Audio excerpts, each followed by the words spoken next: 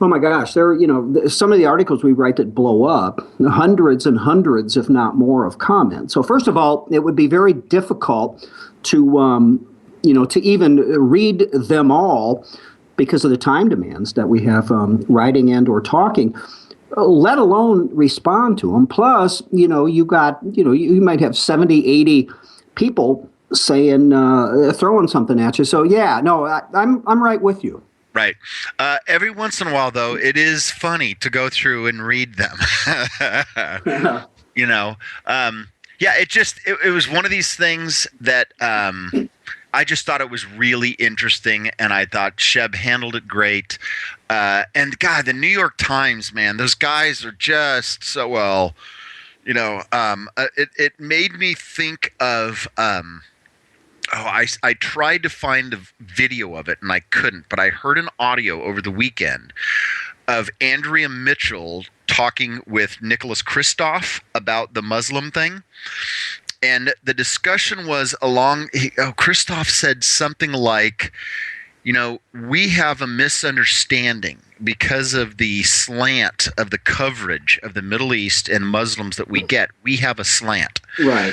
We need to be careful not to judge people based upon that slant. And they themselves are given bad information about us and therefore react. And we need to be careful in how we react to their responses to us, because those responses to us are based on false information. It went on and on and on. It was the same kind of tone that this guy Erlinger had. And as opposed to Shep going, whoa, whoa, whoa, what did you just say?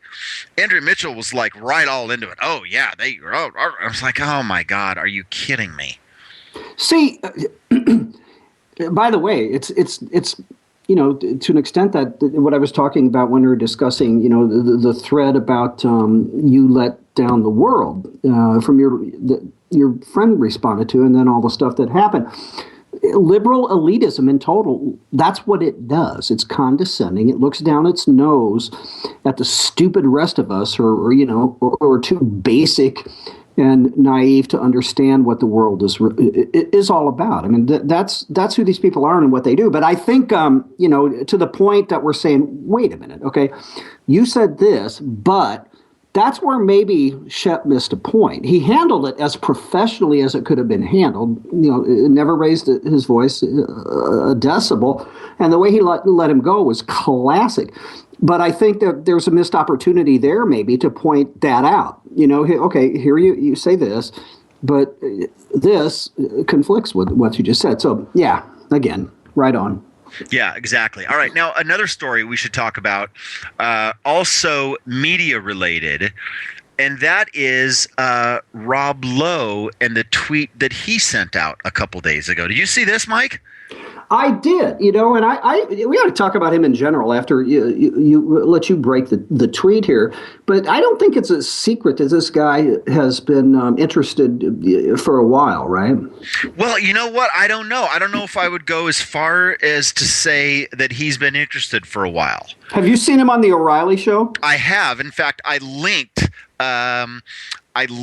to an article that somebody did about that and actually quoted him, what he said on the O'Reilly Show. I mean, the guy, I definitely won't say that he's a conservative, but he's not. No, he's not. He definitely has some. Well, here's what he said. Well, let's do this. Let's do the tweet first, and then we can talk about that. Go for it. So he set out this tweet. This is 4 days ago, January 8th. Not every day a seat for the Senate opens up in California. Peeps of my state, who's your dream candidate? Rep, Dem, who? And things just exploded from that. Yeah, I mean, it's I was thinking as I was saying, I at least I read into the tea leaves, and maybe wrongly, but that, because he's so up and loves to talk about this stuff, and, he just, that he was open to the idea in the future. I mean, I think Clooney, we talked about him before. Was it a rumor? Last year he was thinking about running for governor of California, but I kind of put him in that same vein. Yeah, exactly. Right. And obviously, in the state of California, somebody with an acting history have there's a long history of actors getting into politics in California. Hmm. I only know of one who's done an outstanding job, by the way. There may be others. I definitely can think of one. In fact, his name is on my birth certificate as being the governor of our state. If I think you're referring to the same guy. Dude, wouldn't that have been awesome if you could have gotten him to autograph it? You might have been able to sell that. To actually have him sign. Autograph your birth certificate, yeah. Well, I like to think that he didn't he? Or is that just a stamp, you think? Yeah, I'm thinking it's a stamp. Obviously, we're talking about Ronald Reagan. Well, the two things that Lowe said that were interesting to me, and this is what he said on the Bill O'Reilly show, and they were having a back and forth, and O'Reilly was kind of surprised at him, and so Lowe said, "Well, I'm equality for everybody is great. That would be amazing. I just think that individuals usually do a better job than collective big government, and for the record, we do need government for a lot of big ticket items, not total." And it basically blew O'Reilly right off his chair when he said that. Mm-hmm.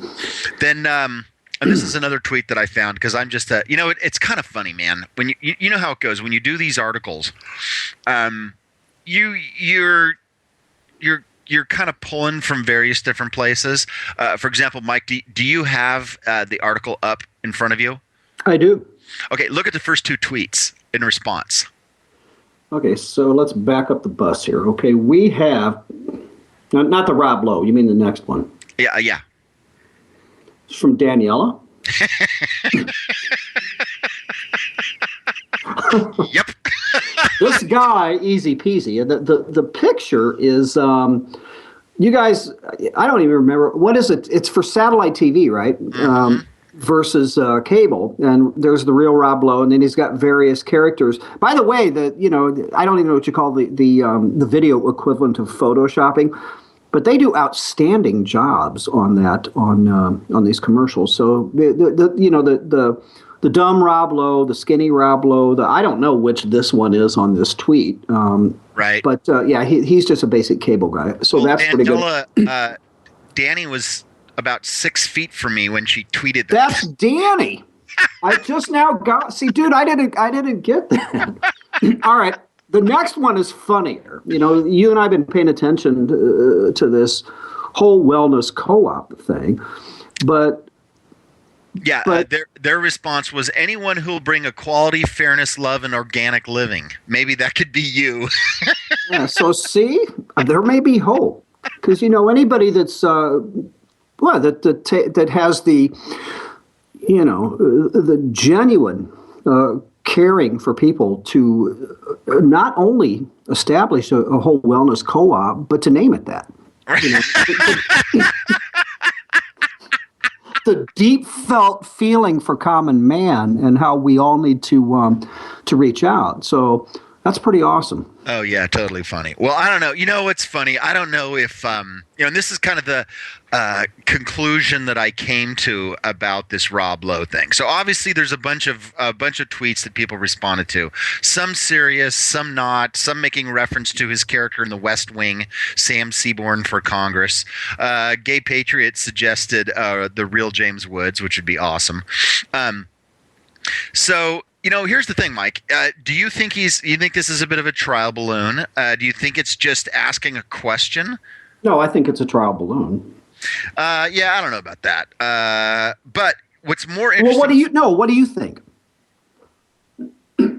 No, I think Rob Lowe is a self-described political junkie, and I think it's just him scratching his political junkie itch. I don't think. So you don't think that was a bit of a tease to throw that out there? No, I don't. Well, I guess time will tell, right? I mean, I don't know. Do you think Clooney's ever going to run for the governorship of California? Yes, I do. I do too. I absolutely do. By the way, I'm sorry. Can we talk Clooney for just a second, just based on something that happened last night? I'm not sure what happened last night.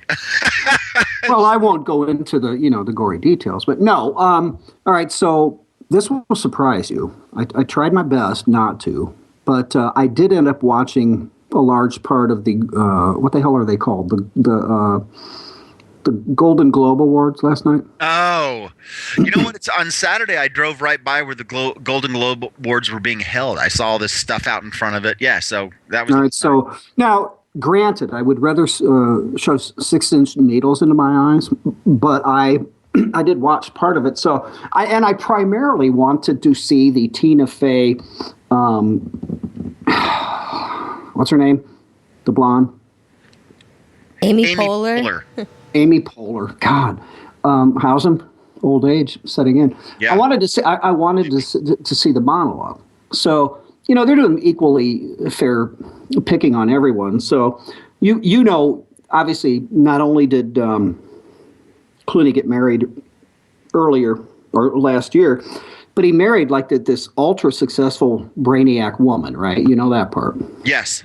Like everything she's done. So Tina Fey says, George Clooney married, and she goes through, and their show before they show them. She's listing all of the stuff that this woman has accomplished. I mean, she's an international human rights attorney. She's been a special assistant to the previous UN General Secretary Kofi Annan. I mean, she's been on all these like blue ribbon panels across the world. So she lists all that stuff, and she said, which is why tonight George Clooney is getting the Lifetime Achievement Award. And the place went nuts. And of course, the reason it was funny, and you obviously don't get it, is because Clooney been ridiculed for years for dating bimbos. Right. No, I thought that was absolutely hilarious. Stacy Keibler being the last one, wrestling fame. So that actually was pretty funny. So I don't know. I just had to throw that in there. Right, that he's getting an award because he married somebody that's actually, Right, and it's lifetime achievement, indicating that he's never even come close to sniffing somebody like that. Right. Well, the other part of it that I read off of it was that George is to be, the congratulations for all of that activity is not due to her. It's him that's deserving congratulations, because for being able to land her. They just suck up to, yeah, exactly. Kills me. It was pretty funny. All right, so how we finishing out low? I cut you off, and you were going to say something additionally. No, well, the other aspect is interesting to me. Is would California actually would they elect somebody that is? I don't want to say they're a conservative, but are number one a fan of small government. And number two, this is what the guy said about Atlas Shrugged. Can someone explain the vitriol whenever Ayn Rand comes up? Atlas is the greatest motivator for the individual that I can imagine. Do you think a guy that has that perspective can get elected for a California statewide office?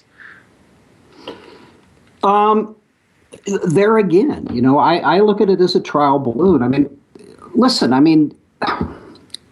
Arnold Schwarzenegger, granted, I don't know how many years ago that was, but, ran against Democrat policy out there. California certainly, I think every year you go farther down the road under a liberal Democrat governor is going to only be worse off than better off. Who knows? Maybe that state at some point, your, Golden State, will come to the realization that this crap is not only not working, it's getting worse. And to your other point, you made this a couple of times, someone like Nancy Pelosi could never get elected to a statewide position in California. So stranger things have happened. I wouldn't rule it out at some point. Well, obviously, sitting here in conservative Newport Beach, California, just having done an article about the absurd high-speed train that we broke ground on a week ago, having somebody with I don't even. My assumption is this. My assumption is that he's a individualism kind of guy. That he's probably economically conservative. He's probably socially very left, right? So probably pretty classic libertarian type of fellow. Yeah, I don't know about very left. I would guess probably socially liberal. Yeah. Well, those are code words for pro-choice, pro-gay marriage, right? And probably Right, right. pro-drug.